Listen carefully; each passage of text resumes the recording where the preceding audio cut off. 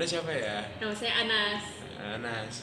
Anas, kami datang dari sekolah Saint Peter. Ya, saya juga dari Saint Peter. Iya. Dan untuk menanyakan organisasi OSIS yang Anda berada di sekarang ini. Nah, pertanyaan pertama saya, apa itu OSIS?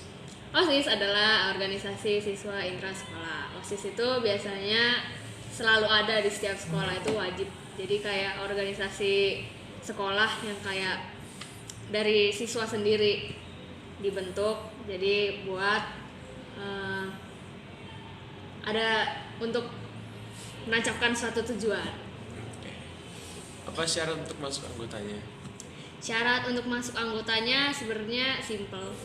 Jadi sebenarnya anggota OSIS itu biasanya harus aktif. Jadi dia nggak boleh diam-diam doang. Jadi supel, gaul. Terus dia juga harus mementingkan waktu untuk belajar. Jadi kan kalau misalnya ikut OSIS itu nggak gampang ya, karena waktu yang dibutuhkan tuh banyak sebenarnya, nggak cuma sedikit. Sebenarnya syarat untuk masuk OSIS menurut pengalaman saya dulu yang SMP sama SMA, technically kita harus diajak sama anggota OSIS yang sudah terpilih. Misalkan dia pertama ketuanya sama wakil ketua. Technically kita harus dipilih mereka buat masuk kan. Atau kita juga bisa ngajuin diri. Tapi secara mendetail kepada sikap-sikapnya itu kita juga harus sadar. Jadi kita harus taruh keras dulu dari mereka. Dan stature kita di sekolah ini juga harus bagus. Misalkan ya lo pintar atau baik hati, sering nolong, bakat-bakat lainnya ada, gampang berorganisasi, itu nanti bakal sangat membantu buat masuk OSIS. Syaratnya yang sudah pasti murid dari atau siswa dari sekolah yang bersangkutan. Tapi syarat utama itu yang pertama percaya dan takwa kepada Tuhan Yang Maha Esa. Yang berikutnya itu memiliki kemauan untuk belajar berorganisasi ya. Selain itu juga untuk menjadi anggota OSIS ya, menjadi anggota OSIS itu semuanya siswa dari sekolah tersebut adalah anggota OSIS. Tapi untuk jadi pengurus itu nanti perwakilan dari kelas dan beberapa orang yang dianggap mampu memiliki kemauan untuk berorganisasi. Kan banyak yang kita pelajari di organisasi itu kepemimpinan dan lain sebagainya. Apa itu tujuannya OSIS? Tujuan OSIS itu sebenarnya untuk menjadi contoh dan panutan bagi siswa-siswa anggota OSIS. Jadi OSIS itu sebenarnya biar jadi dilihatlah sama siswa-siswa yang lain. Apa saja kegiatan OSIS?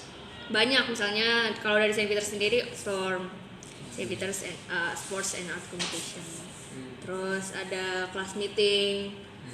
Terus ada hari guru, hari Kartini, perayaan-perayaan semacam itu.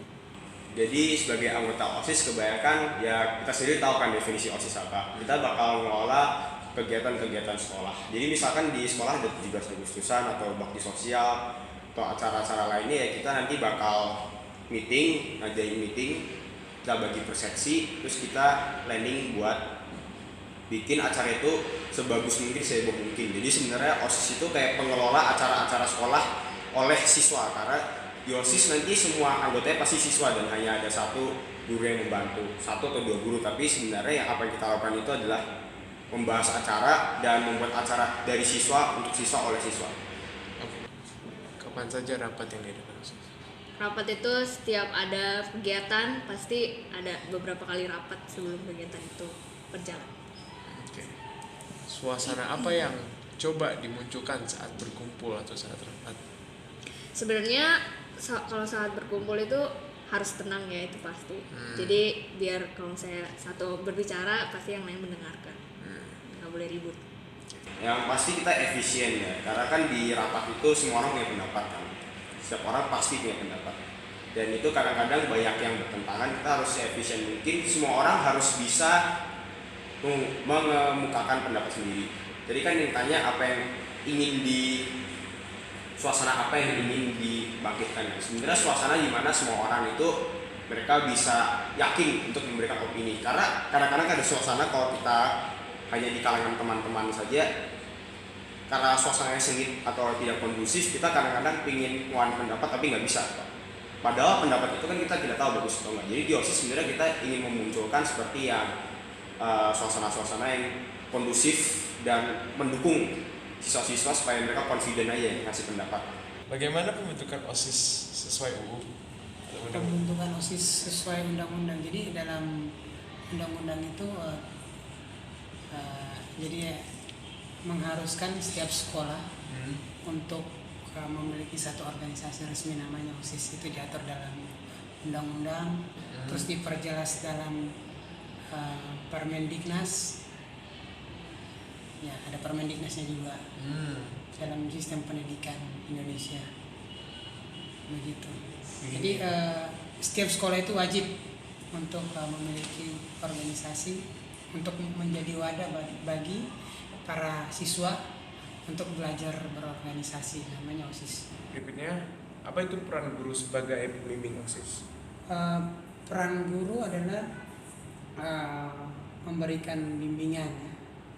Terutama di OSIS itu kan siswanya belajar untuk berorganisasi, membuat satu program kerja, di mana nanti pertanggungjawabannya adalah siswa itu sendiri. Tapi peran pembina OSIS itu adalah membimbing supaya organisasi OSIS tersebut ketika mereka mengadakan kegiatan itu berjalan sesuai dengan aturan, ya, baik itu aturan undang-undang, aturan sekolah dan lain sebagainya, tidak melenceng. Sejauh ini apa pendapat Anda tentang OSIS di sekolah ini? OSIS di Saint Peter menurut saya itu sebagai untuk siswanya sendiri, ya, siswanya sendiri mereka memiliki jiwa-jiwa kepemimpinan, jiwa kerja keras, mau terlibat secara langsung di kegiatan OSIS, semangatnya bagus. Jadi bagus ya, bagus untuk OSIS di sekolah kita, ya. Jadi untuk semua kegiatan berjalan dengan lancar. Terus apakah ada kemajuan OSIS? Kemajuan pasti kalau dibandingin dengan tahun pertama sejak saya di sini, itu buktinya kita bisa mengadakan OSIS, bisa mengadakan kegiatan semakin kesini semakin lebih bagus dari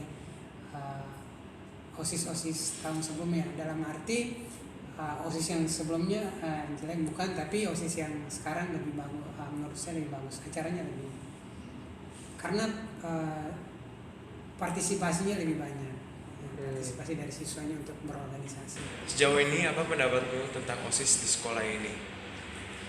OSIS di sekolah ini ya karena saya sudah 12 tahun sekolah di sini dan tidak pernah terlalu melihat OSIS kelas lain, tetapi yang saya tahu dari Saint Peter sini adalah OSISnya lumayan efisien, ya, karena kan kita jumlahnya nggak terlalu banyak.